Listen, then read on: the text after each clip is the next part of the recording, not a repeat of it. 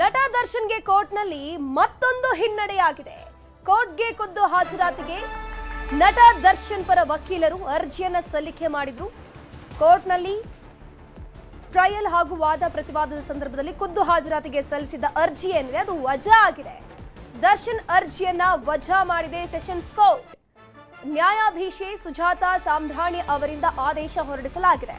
ಈ ವಿಚಾರಕ್ಕೆ ಸಂಬಂಧಪಟ್ಟಂತೆ ಮೊನ್ನೆಯಷ್ಟೇ ವಾದ ಪ್ರತಿವಾದವನ್ನ ನ್ಯಾಯಾಧೀಶೆ ಸುಜಾತಾ ಅವರು ಆಲಿಸಿದ್ರು. ಇವತ್ತು ಆದೇಶವನ್ನ ಪ್ರಕಟಿಸಿದ್ದಾರೆ.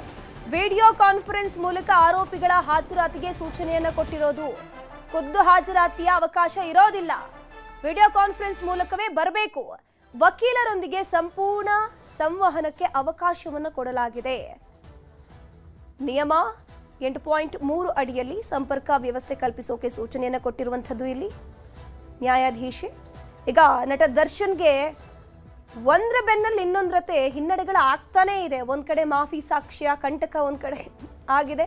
ಅದ್ರ ಜೊತೆಗೆ ಈಗ ಕೋರ್ಟ್ಗೆ ಖುದ್ದು ಹಾಜರಾತಿ ಕೋರಿ ದರ್ಶನ್ ಪರ ವಕೀಲರು ಕೋರ್ಟ್ಗೆ ಅರ್ಜಿಯನ್ನು ಸಲ್ಲಿಕೆ ಮಾಡಿದ್ರು. ಒಂದ್ ರೀತಿ ಅಲ್ಲಿ ಖುದ್ದು ಹಾಜರಾತಿ ಆದ್ರೆ ನ್ಯಾಯಾಧೀಶರ ಮುಂದೆ ಅಲ್ಲಾಗಿರುವಂತಹ ಸಮಸ್ಯೆಗಳ ಬಗ್ಗೆ, ಅದ್ರ ಜೊತೆಗೆ ದರ್ಶನ್ ಸೈಡಲ್ಲಿ ಏನೆಲ್ಲ ಆಂಗಲ್ಸ್ ನಲ್ಲಿ ಅವ್ರು ಏನೆಲ್ಲ ವಿಚಾರಗಳನ್ನ ಪ್ರಸ್ತಾಪ ಮಾಡ್ತಾರೆ ಅದನ್ನ ಈಸಿಲಿ ಕನ್ವಿನ್ಸ್ ಮಾಡಬಹುದು ಅನ್ನುವಂಥ ನಿಟ್ಟಿನಲ್ಲಿ ಸಾಕಷ್ಟು ಲೆಕ್ಕಾಚಾರಗಳನ್ನ ಹಾಕೊಂಡು ದರ್ಶನ್ ಅಂಡ್ ಟೀಮ್ ಏನಿದೆ, ದರ್ಶನ್ ಮತ್ತು ದರ್ಶನ್ ವಕೀಲರು ಒಂದಷ್ಟು ಚರ್ಚೆಯನ್ನು ನಡೆಸಿ ಖುದ್ದು ಹಾಜರಾತಿಗೆ ಅರ್ಜಿಯನ್ನ ಸಲ್ಲಿಕೆ ಮಾಡಿದ್ರು.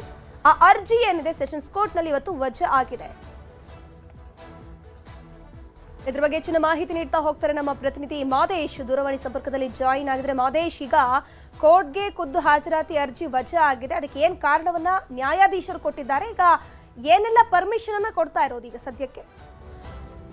ಧನುಶ್ರೀ, 19ನೇ ಪಾರ್ಟಿ ಸವಾಲು ವಿಚಾರಕ್ಕೆ ಸಂಬಂಧಪಟ್ಟಂತೆ ದರ್ಶನ್ ರನ್ನ ಖುದ್ದಾಗಿ ನ್ಯಾಯಾಲಯಕ್ಕೆ ಹಾಜರುಪಡಿಸುವಂತೆ ದರ್ಶನ್ ಪರ ವಕೀಲರು ಕೋರ್ಟ್ಗೆ ಅರ್ಜಿ ಸಲ್ಲಿಕೆ ಮಾಡುವಂತಹ ಕೆಲಸವನ್ನು ಮಾಡಿದ್ರು. ಈ ಒಂದು ಅರ್ಜಿಗೆ ಸಂಬಂಧಪಟ್ಟಂತೆ ದರ್ಶನ್ಗೆ ಕೋರ್ಟ್ ಶಾಕ್ ಕೊಟ್ಟಿದೆ. ಯಾಕಂದ್ರೆ ಆ ಒಂದು ಅರ್ಜಿಯನ್ನ ವಜಾ ಮಾಡುವಂತ ಕೆಲಸವನ್ನ ಸೆಷನ್ಸ್ ಕೋರ್ಟ್ ಮಾಡಿದೆ. 59ನೇ ಸೆಷನ್ಸ್ ಕೋರ್ಟ್ ನಿಂದ ದರ್ಶನ್ ಸಲ್ಲಿಸಿದಂತ ಅರ್ಜಿಯನ್ನ ವಜಾಗೊಳಿಸಲಾಗಿದೆ. ಕಾರಣ ಏನಂತಂದ್ರೆ ಈ ಒಂದು ವಿಚಾರಕ್ಕೆ ಸಂಬಂಧಪಟ್ಟಂತೆ ಅಂದ್ರೆ 19ನೇ ಸಾಕ್ಷಿ ವಿಚಾರಕ್ಕೆ ಸಂಬಂಧಪಟ್ಟಂತೆ ಪಾರ್ಟಿ ಸವಾಲು ವಿಚಾರಕ್ಕೆ ಸಂಬಂಧಪಟ್ಟಂತೆ ಜೈಲಿನಿಂದ ವಿಡಿಯೋ ಕಾನ್ಫರೆನ್ಸ್ ಮೂಲಕ ಹಾಜರಾದಂತ ಸಂದರ್ಭದಲ್ಲಿ ಸರಿಯಾಗಿ ಕೇಳಿಸುವಂತದ್ದು ಅಥವಾ ವಿಡಿಯೋ ಕಾನ್ಫರೆನ್ಸ್ ಮೂಲಕ ಆಡಿಯೋ ಆಗಿರ್ಬೋದು ಮತ್ತೆ ವಿಡಿಯೋ ಕರೆಕ್ಟ್ ಆಗಿ ಕ್ಲಿಯರ್ ಆಗಿ ಕೇಳಿಸೋದಿಲ್ಲ. ಹೀಗಾಗಿ 19ನೇ ಸಾಕ್ಷಿ ವಿಚಾರದಲ್ಲಿ ದರ್ಶನ್ ಅವರು ಖುದ್ದು ಮಾಹಿತಿಯನ್ನ ಪಡಿಬೇಕಾಗಿದೆ. 19ನೇ ಸಾಕ್ಷಿ ಏನಿದೆ ಇದು ದರ್ಶನ್ ವಿರುದ್ಧ ಸಾಕಷ್ಟು ಹೇಳಿಕೆಗಳನ್ನ ಕೊಡ್ತಾರೆ. ಹೀಗಾಗಿ ನಂತರ ಮುಂದಿನ ಹಂತದಲ್ಲಿ ದರ್ಶನ್ ಆ ಒಂದು ವಿಚಾರಣೆಯನ್ನ ಅಂದ್ರೆ ಆ ಒಂದು ಸಾಕ್ಷಿ ಹೇಳಿರುವಂತಹ ಹೇಳಿಕೆಗಳಿಗೆ ಸಂಬಂಧಪಟ್ಟಂತೆ ವಿಚಾರಣೆಯನ್ನ ಕೋರ್ಟ್ ನಲ್ಲಿ ಎದುರಿಸುವಂತ ಕೆಲಸವನ್ನ ದರ್ಶನ್ ಮಾಡ್ಬೇಕಾಗತ್ತೆ. ಹೀಗಾಗಿ ಆ ಒಂದು ಸಾಕ್ಷಿಯನ್ನ ಕ್ರಾಸ್ ಮಾಡುವಂತ ಸಂದರ್ಭದಲ್ಲಿ ದರ್ಶನ್ ಅವರು ಖುದ್ದಾಗಿ ಕೋರ್ಟ್ ನಲ್ಲಿ ಹಾಜರಿರಬೇಕು. ಅದಕ್ಕಾಗಿ ಪರ್ಮಿಷನ್ ಬೇಕು ಅಂತ ಹೇಳಿ ಕೋರ್ಟ್ಗೆ ಅರ್ಜಿ ಸಲ್ಲಿಕೆ ಮಾಡುವಂತ ಕೆಲಸವನ್ನ ದರ್ಶನ್ ಪರ ವಕೀಲರಾದಂತ ಅಶ್ಮತ್ ಪಾಷಾ ಅವರು ಮಾಡಿದ್ರು. ಈ ಒಂದು ಅರ್ಜಿಯನ್ನ ಈಗ ರಿಜೆಕ್ಟ್ ಮಾಡಿ ಕೋರ್ಟ್ ಆದೇಶಗೊಳಿಸಿದೆ. ಯಾಕಂದ್ರೆ ವಿಡಿಯೋ ಕಾನ್ಫರೆನ್ಸ್ ಮೂಲಕವೇ ಹಾಜರಾಗಬೇಕಂತ ಹೇಳಿ ಸೂಚನೆ ನೀಡಲಾಗಿದೆ. ಇವರು ಅಂದ್ರೆ ದರ್ಶನ್ ಪರ ವಕೀಲರು ಒಂದಷ್ಟು ವಿಚಾರವನ್ನ ಪ್ರಸ್ತಾಪ ಮಾಡಿದ್ರು. ಅಂದ್ರೆ ವಿಡಿಯೋ ಕಾನ್ಫರೆನ್ಸ್ ಮೂಲಕ ಹಾಜರುಪಡಿಸಿದ್ರೆ ಅಲ್ಲಿ ಒಂದಷ್ಟು ಆಡಿಯೋ ಅಥವಾ ವಿಡಿಯೋ ಕ್ಲಿಯರ್ ಆಗಿ ಕೇಳಿಸೋದಿಲ್ಲ, ಜೊತೆಗೆ ಒಂದಷ್ಟು ಕಮ್ಯುನಿಕೇಶನ್ ಸರಿಯಾಗಿ ಆಗೋದಿಲ್ಲ ಅನ್ನುವಂತ ನಿಟ್ಟಿನಲ್ಲಿ ಒಂದಷ್ಟು ವಾದ ಮಂಡನೆ ಮಾಡುವಂತ ಕೆಲಸವನ್ನ ದರ್ಶನ್ ಪರ ವಕೀಲರು ಮಾಡಿದ್ರು. ಆದ್ರೆ ಆ ಒಂದು ವಿಚಾರವನ್ನ ಗಮನಿಸಬೇಕು ಅಂತೇಳಿ ಜೈಲು ಅಥಾರಿಟಿಗೆ ನ್ಯಾಯಾಧೀಶರು ಈಗಾಗಲೇ ಸೂಚನೆ ನೀಡುವಂತ ಕೆಲಸವನ್ನ ಮಾಡಿದ್ದಾರೆ. ಅಂದ್ರೆ ಆಡಿಯೋ ಮತ್ತೆ ವಿಡಿಯೋ ಯಾವುದೇ ಸಮಸ್ಯೆ ಇದ್ರೂ ಕೂಡ ಕ್ಲಿಯರ್ ಕಟ್ ಆಗಿರ್ಬೇಕು. ಮತ್ತೆ ಅಲ್ಲಿ ಯಾವುದೇ ರೀತಿಯಾದಂತ ಸಮಸ್ಯೆ ಆಗದಂತೆ ದರ್ಶನ್ ಅವರು ಟ್ರಯಲ್ಗೆ ಸಂದರ್ಭದಲ್ಲಿ ಅಂದ್ರೆ 19ನೇ ಪಾರ್ಟಿ ಸವಾಲ್ನ ಸಂದರ್ಭದಲ್ಲಿ ಹಾಜರಿರಬೇಕು. ಆ ಒಂದು ಸಂದರ್ಭದಲ್ಲಿ ವಿಡಿಯೋ ಕಾನ್ಫರೆನ್ಸ್ ಹಾಜರಾದಂತ ಸಂದರ್ಭದಲ್ಲಿ ಯಾವುದೇ ರೀತಿಯಾದಂತ ಆಡಿಯೋ ಸಮಸ್ಯೆ ಆಗ್ಬಾರ್ದು ಅಥವಾ ವಿಡಿಯೋ ಸಮಸ್ಯೆ ಆಗ್ಬಾರ್ದು, ಎಲ್ಲವೂ ಕೂಡ ಕ್ಲಿಯರ್ ಇರಬೇಕು. ಕ್ಲಿಯರ್ ಇರುವಂತೆ ನೋಡ್ಕೊಳ್ಬೇಕು ಅಂತೇಳಿ ಜೈಲು ಅಥಾರಿಟಿಗೆ ನ್ಯಾಯಾಧೀಶರು ಸೂಚನೆ ನೀಡುವಂತ ಕೆಲಸವನ್ನ ಮಾಡಿದ್ದಾರೆ.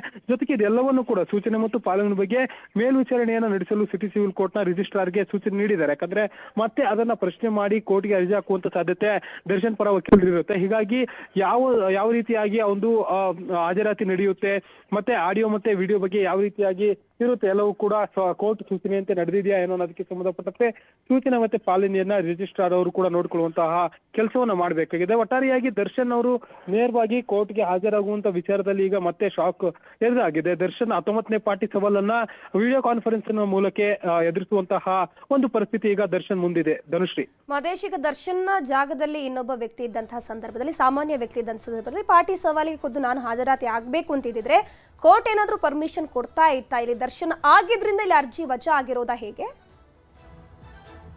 ಧನುಶ್ರೀ, ಸಾಮಾನ್ಯವಾಗಿ ಯಾವುದೇ ಒಂದು ಪ್ರಕರಣ ಆಗಿದ್ರು ಕೂಡ ಈ ರೀತಿಯಾದಂತ ಸಂದರ್ಭದಲ್ಲಿ ಆರೋಪಿತ ನೇರವಾಗಿ ನಾನು ಪಾಟಿ ಸವಾಲ್ ವಿಚಾರವನ್ನ ನೋಡ್ಬೇಕು ಅಂತ ಹೇಳಿ ಮನವಿ ಮಾಡಿದಂತ ಸಂದರ್ಭದಲ್ಲಿ ಸಾಮಾನ್ಯವಾಗಿ ಅಪ್ರೂವಲ್ ಮಾಡುವಂತದ್ದು ಬಹುತೇಕ ಇರುತ್ತೆ. ಆದ್ರೆ ದರ್ಶನ್ ವಿಚಾರದಲ್ಲಿ ಈಗಾಗಲೇ ಸಾಕಷ್ಟು ಕಾನ್ವಿಕೇಶನ್ಸ್ ಇದೆ. ಯಾಕಂದ್ರೆ ದರ್ಶನ್ ಒಬ್ಬ ಸ್ಟಾರ್ ನಟ ಆಗಿರೋದ್ರಿಂದ ಆತನ ಬಗ್ಗೆ ಈಗಾಗಲೇ ಸೋಷಿಯಲ್ ಮೀಡಿಯಾದಲ್ಲಿ ಸಾಕಷ್ಟು ಚರ್ಚೆ ಆಗ್ತಿರುತ್ತೆ. ಜೊತೆಗೆ ಈ ಮುಂಚೆ ಕೂಡ ದರ್ಶನ್ರನ್ನ ಕೋರ್ಟ್ಗೆ ಹಾಜರುಪಡಿಸುವಂತ ಸಂದರ್ಭದಲ್ಲಿ ಸಾಕಷ್ಟು ಬಾರಿ ಭದ್ರತಾ ವೈಫಲ್ಯ ಕೂಡ ಆಗಿತ್ತು.